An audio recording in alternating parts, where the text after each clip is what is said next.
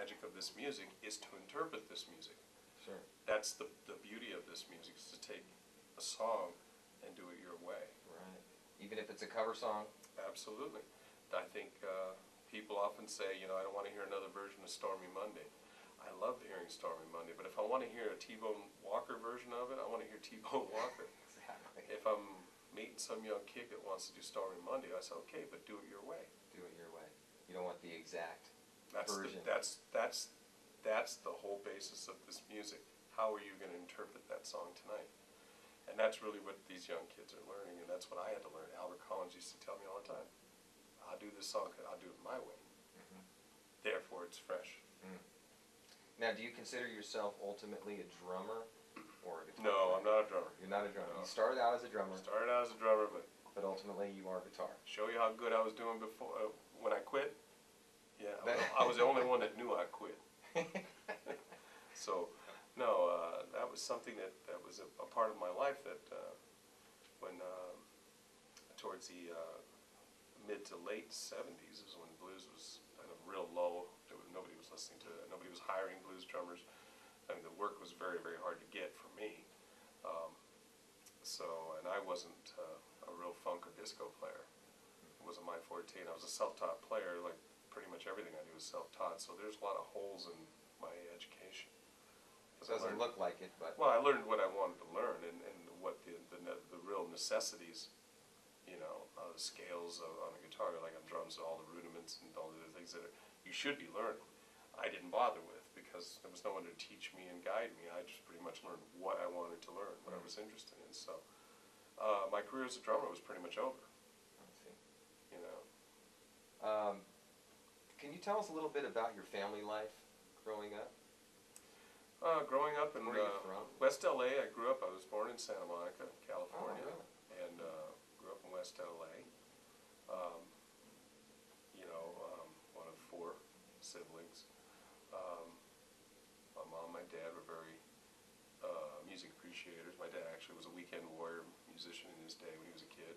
Oh, okay. When he was young. And my mother loved to sing.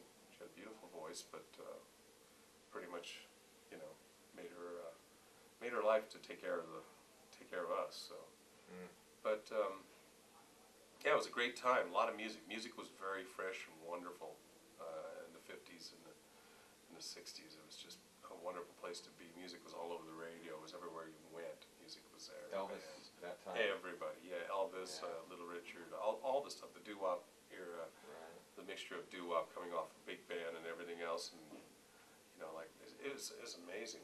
And the beach, you got the beach in Santa Monica. And eventually getting the surf influences and, Sure. and the pop influences, and then the Beatles coming over. I mean, it was a very rich time for music for me.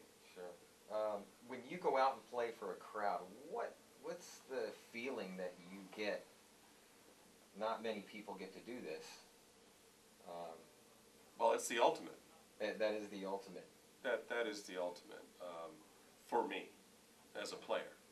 Being in a studio is a necessity. It's what I need to do. Mm-hmm. It can be very tiring. It can be really hard to do for me, because you're looking for that immediate gratification that you get from an audience. Yeah.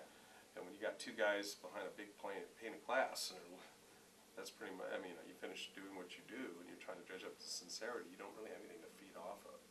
Okay. So, and the studio for me is not the easiest place to be.